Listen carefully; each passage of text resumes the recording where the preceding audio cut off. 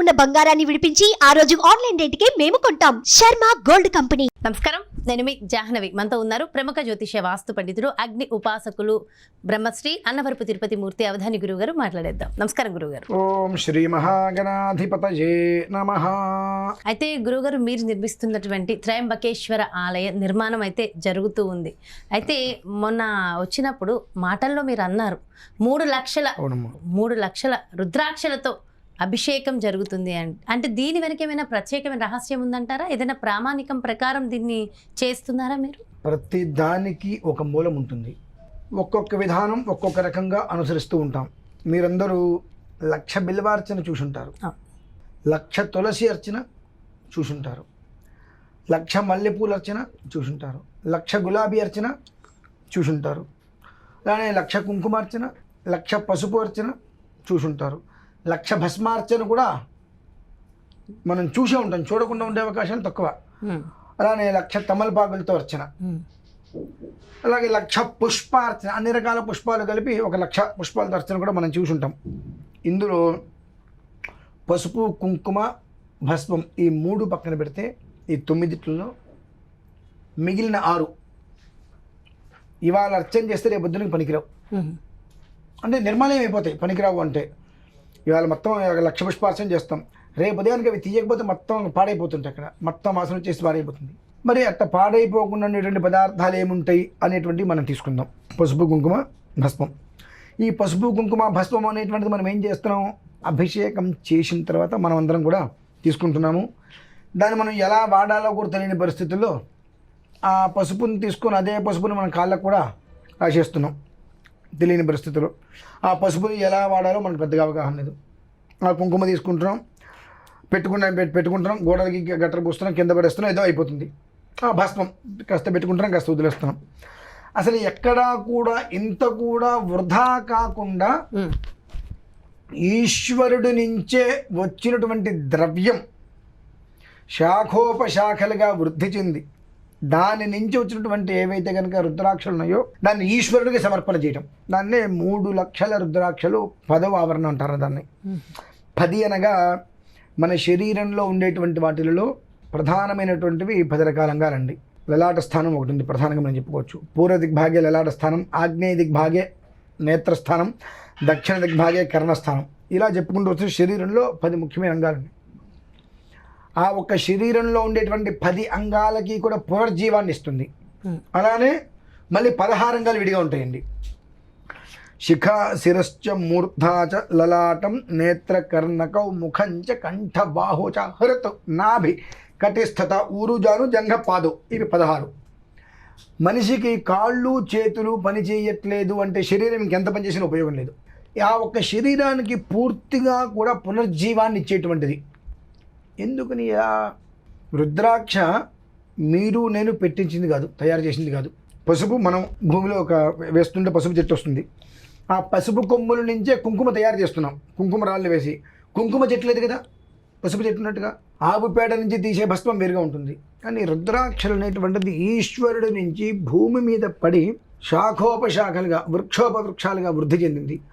ఆ ఒక్క రుద్రాక్షలనే అందులో భాగంగా మనం 1,00,000 రుద్రాక్షలతోటి మండపం నిర్మాణం చేయాలని కూడా మనం అనుకోవడం జరిగింది. ఆ 1,00,000 రుద్రాక్ష మండపం చేయాలి అనుకున్న దానికి కొంతమంది 600 కొంతమంది అంటే ఒక మాలకు 600 తప్పని కొంతమంది విరాళాలు ఇచ్చున్నారు. కొంతమంది 5 మాలలు, 6 మాలలు, 7 మాలలు, 10 మాలల నుంచి విరాళాలు ఇచ్చున్నారు. ఆ డబ్బులు మొత్తం సేకరించి ఇంకాస్త ఎక్స్ట్రా పడులు తీసుకొని ఒక 3 లక్షల రుద్రాక్షలు తెప్పించాం. ఆ 3 లక్షల రుద్రాక్షల్ని రేపు 13వ తారీఖు పంచమమ్మ, శనివారం, మృగశిర నక్షత్రం. వసంత నవరాత్రుల్లో పంచమి 5వ రోజు. మృగశిర నక్షత్రం శనివారం అయింది. మళ్ళీ ఆ రోజు నాడు ఆ స్వామివారికి 1,100 కలశాలతో 3 లక్షల రుద్రాక్షల్ని సమర్పణ చేయటం. సమర్పణ అయిన తర్వాత ఆ రుద్రాక్షలతోటి మండపం ప్రారంభం చేయటం. తర్వాత మళ్ళీ ఒక్కొక్క ట్రిప్కి 5 లక్షలు, 6 లక్షలు అట్లా రుద్రాక్షలు తెప్పించుకుంటూ 1,00,000 రుద్రాక్ష మండప నిర్మాణం పూర్తి చేయాలి. దానికి ఏమిటి అంటే వేసినటువంటి పదార్థం స్వామివారికి మనం ఏదైతే కనుక అభిషేక రూపంలో ఇస్తున్నామో ఆ వేసేటువంటి దాంట్లో ఒక్క రుద్రాక్ష కూడా వృధా కాకుండా 5 ముఖాలు ఉంటాయి కదా. సద్యోజాత, వామదేవ, అఘోర, తత్పురుష, ఈశాన. ఈ 5 ముఖాలు అయినటువంటి పంచబ్రహ్మ పరమేశ్వరుడు అయినటువంటి ఈశ్వరుడికి ఆ రుద్రాక్షలతో అభిషేకం చేసిన తర్వాత పూర్తిగా 5 రోజుల పాటు అలానే వాటిని ఉంచేస్తామండి.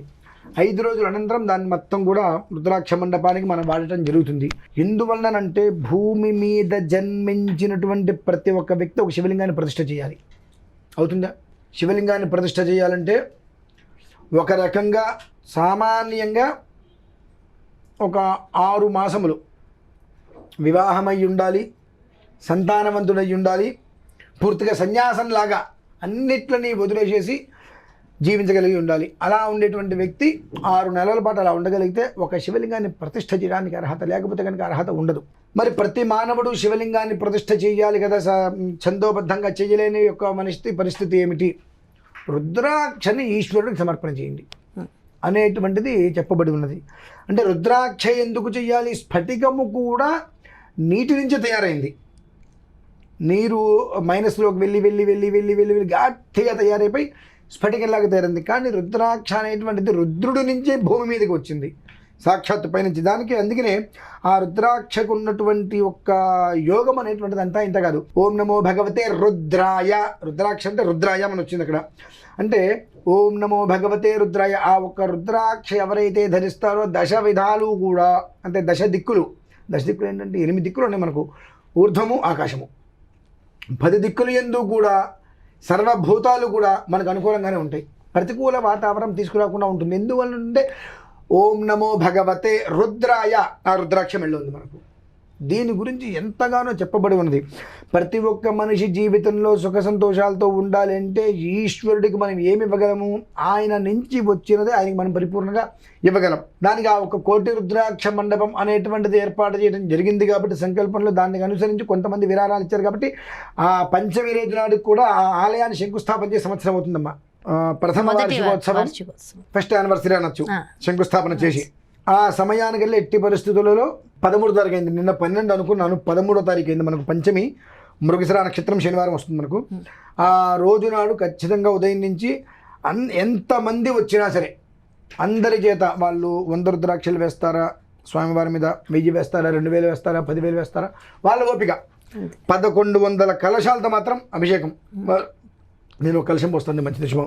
ఏమన్నా 100 కలశాలు పోస్తానా, ఇంకా మంచి శుభం. అన్లిమిటెడ్, మీరు ఇంతే చేయాలనేటువంటిది లేకుండా ప్రతి ఒక్కరు వారి స్వహస్తాలతో 11కు తగ్గకుండా పైన నేనా. దానికి ఏమైనా పే చేయాల్సి ఉంటుందా గురువు? అంటే నేనైతే ఒక 250 రూపాయలు చెప్పానండి, పెడుతున్నా.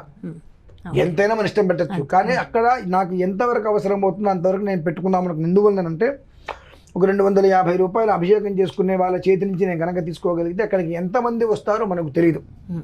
10 మంది రావచ్చు, 20 మంది రావచ్చు, 50 మంది రావచ్చు, 100 మంది రావచ్చు, తెలియదు. వచ్చిన వారందరికీ కూడా కాలం ఎండాకాలం కాబట్టి నా ఒక్క పీఠం ఏదైతే ఉందో ఆ పీఠంలో వనరులు నాకు లేవు. డబ్బు ఇలా ఎవరైనా ఇచ్చేటువంటి డబ్బే తప్పితే నాకు విడిగా మూలధనంగా నా దగ్గర లేదు. ఎందుకంటే అన్ని ఆలయానికి సంబంధించిన ఒక్కొక్కటి చేసుకుంటూ వస్తున్నాను కాబట్టి మూలధనం లేదు. మూలధనాన్ని ఇవ్వండి, నేను ఎవరిని అడగలేను. ఈ అర్చన చేస్తున్నప్పుడు ఒక 250 రూపాయలు అన్నప్పుడు 100 మంది చక్కగా పాల్గొనగలుగుతారు. ఇలా ఒకవేళ ఎంతమంది పాల్గొన్నప్పటికీ కూడా వాళ్ళందరికీ కూడా ఈ టీ కాఫీలు కాకుండా కాస్త చల్లటి పదార్థాలు ఏదైనా వాళ్ళకి రసనాలు లాంటిది ఇవ్వడానికి, మాధ్యాహ్నం సమయంలో అందరికి భోజనాలు చేయడానికి కూడా ఎంతమంది వచ్చినా నాకు అయ్యేటువంటి ఖర్చులో అంత మేర ఆలయానికి సంబంధించినటువంటి ఖర్చు నేను ఎక్కువ డబ్బులు ఖర్చు పెట్టకుండా ఆ డబ్బులు నాకు అందులోకి సమకూరుతాయి అనే ఉద్దేశంతో 250 రూపాయల వరకు నేను ఆ అభిషేకంలో పాల్గొనేటువంటి వ్యక్తులు కంటే బాగుంటుంది అని. అయితే ప్రత్యక్షంగా రాలేని వాళ్ళు కొంతమంది ఇవ్వాలి అనుకుంటే రాలేని వాళ్ళు అని అనుకోవద్దమ్మా. నిజంగా రాలేకపోవడం వేరు, రాగలిగితే మాత్రం సువర్ణ అవకాశం రాగలిగితే మాత్రం. ఎందువల్లనంటే మీరు ఇందాక చెప్పా, పుష్పయాగాలు, పుష్ప అర్చనలు, బిల్వార్చనలు అన్నీ అందరూ చూశారు. కానీ ఎవరికి వారు స్వహస్తాలతోటి వారి స్వహస్తాలతో వారు చేసుకుంటే రుద్రాక్ష అర్చన అనేటువంటి 3 లక్షలతో చేసే రుద్రాక్ష అర్చన ఇంతవరకు ఎక్కడ జరిగింది కాదు. అది 1,00,00,000 రుద్రాక్ష మండపం ప్రపంచంలో లేదు.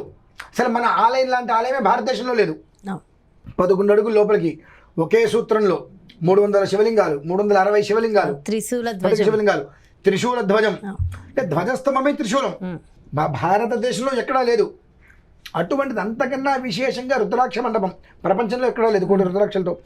దాన్ని మనం నిర్మాణం చేస్తున్నాము. ఆ నిర్మాణంలో చేసే ప్రతి రుద్రాక్ష మనం చేత్తో అక్కడ స్వామివారి మీద వేసాము అంటే అక్కడ స్థిరంగా నిలిచిపోతుంది. అందున ఇప్పుడు చైత్ర నవరాత్రులు కాబట్టి మరింత వందల సంవత్సరాలు అది స్థిరంగా నిలిచిపోతుందమ్మా. అంతకన్నా ఒక మనిషి జీవితానికి కావాల్సినటువంటి యోగం ఇంకేం లేదు నాకు తెలిసి. ఎందుకంటే ప్రతి ఒక్క మనిషి శివలింగం ప్రతిష్ట చేయలేరు కాబట్టి ఇది ఒక మంచి సువర్ణ రాలేకపోయారు అంటే అక్కడ లైవ్ కూడా ఇస్తాం, ప్రత్యక్షంగా చూడవచ్చమ్మా. లైవ్ ఇస్తాము, రికార్డు జరుగుతుంది, అన్ని జరుగుతుంది. లైవ్ అనేటువంటిది ఎందువల్ల ఇస్తున్నాము అంటే ప్రత్యక్షంగా అక్కడికక్కడ లైవ్లో చూడగలుగుతారు చాలా మంది. రికార్డు అనేటువంటిది ఉంటే ఎప్పటికైనా ఎవరైనా చూడగలుగుతుంటారు కాబట్టి తర్వాతకైనా ఇస్తూ ఆ ఖచ్చితమైన నిర్దిష్ట సమయంలో మాత్రం ఎంతమంది ఉన్నప్పటికీ కూడా పైన నుంచి అభిషేకం ఉదకంతో అభిషేకం జరుగుతూనే ఉంటుందమ్మా. అది ఆ అభిషేకం ఉదకంతో 24 గంటలు జరుగుతూనే ఉంటుంది.